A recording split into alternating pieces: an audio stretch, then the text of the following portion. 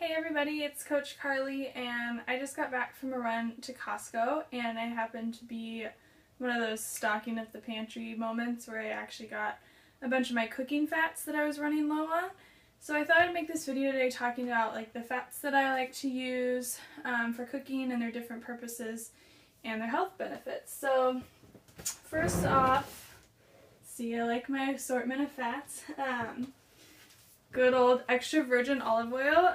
It's no secret that olive oil is a healthy fat, really high in omega-3s. You know, this is one of those things that nutrition experts seem to all agree on, no matter what side they're on, is that the sort of fat that's found in olive oil is really good for your heart and your overall health.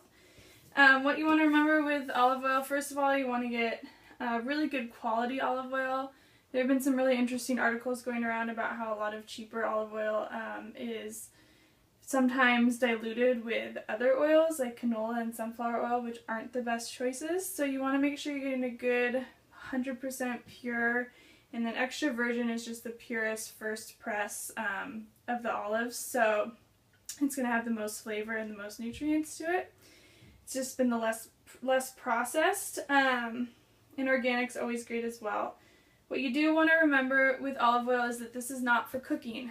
Olive oil is, it gets unstable at high temperatures, so when you cook it, like if you were to roast vegetables in it, it actually starts to break down and it's sort of like it going rancid or going bad.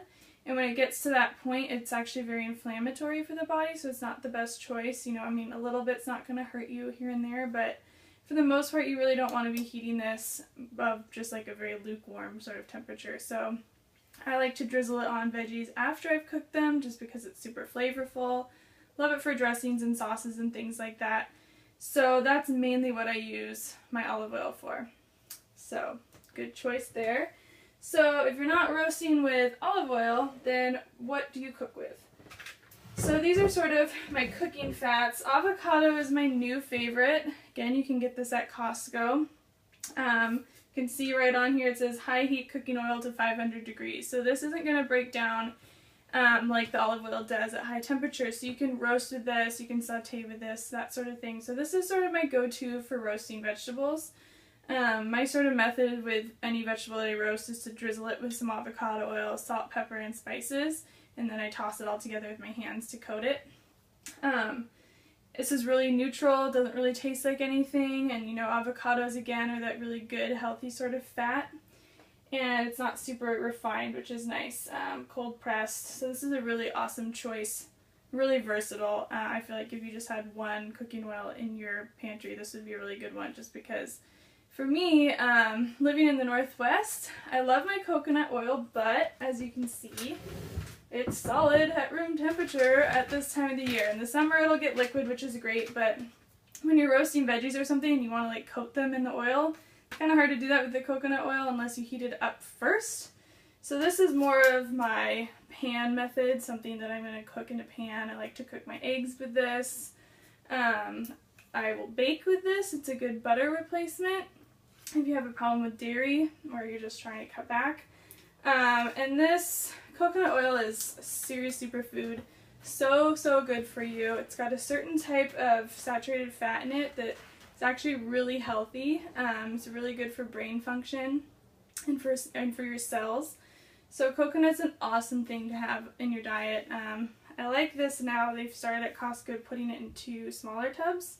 It used to come like this, and it's a little hard to get into. I have a spoon in here that I just like dig out of my coconut oil, so I just keep a spoon in there to dig it out because it's solid. But that's a dirty. So this one it's got like a light coconut flavor, so it's really not overpowering. It's just really pleasant with like a lot of with your meats and your vegetables and everything like that. So organic again is always a great thing to do. And then my other favorite is to get Kerrygold butter. Kerrygold is Irish, and all of their cows over there are grass-fed. In case you don't know, you should pick up the book. Have you ever read The Omnivore's Dilemma? That's sort of when I first heard about how cows are supposed to eat. and that they're not supposed to eat grain and how sick that really makes them. So, just how I'm always talking about how humans aren't really meant to eat grains. Cows definitely are not. They don't have the same digestive tract, so their digestive tract is meant to eat grass and break that down. It doesn't have the mechanisms to digest grain, so when you're feeding cows corn, which most cows in America are fed corn, they're basically sick their entire lives. It's like feeding a celiac wheat. That's what corn is to a cow, and they're just going to be sick, which is why you have to pump them with antibiotics and stuff like that, is because they're not well. So grass-fed cows are a healthy cow, which means that their butter, their milk and their butter that's being made from it is healthier as well. It's got a better profile of fats, so because it's eating the grass, it's got a higher omega-3 content. And grass-fed butter is also really awesome for awesome way to get vitamin K12. I don't want to get like too nerdy on you, but vitamin K is an essential vitamin for the body, and K2 can only be found from animal sources. So if you are vegetarian or vegan, this is a really important thing to get into your diet that you wouldn't be getting from other foods like egg yolks and fish and things like that. So it's actually a really healthy food, again, in moderation. As with any fat, it's very calorically dense, so you don't want to go crazy with it, but fat is good for you, your body needs it. So I love doing Kerrygold. You can also make ghee out of this, where you just cook out the milk solids and then you're getting rid of all those things if you happen to have a dairy intolerance. It's usually the milk solids in there, and then if you can filter those out and just have the pure fat, most people are okay with that. That's called ghee or clarified butter.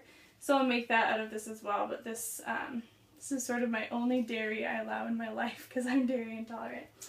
But anyway, those are sort of my 4 cooking oils of choice, or food oils of choice: organic olive oil, avocado oil, coconut oil, and Kerrygold grass-fed butter. So I hope this was helpful. If you have any questions, please post them and let me know, and I'll try to answer them as best as I can. Thanks for watching, guys. Bye.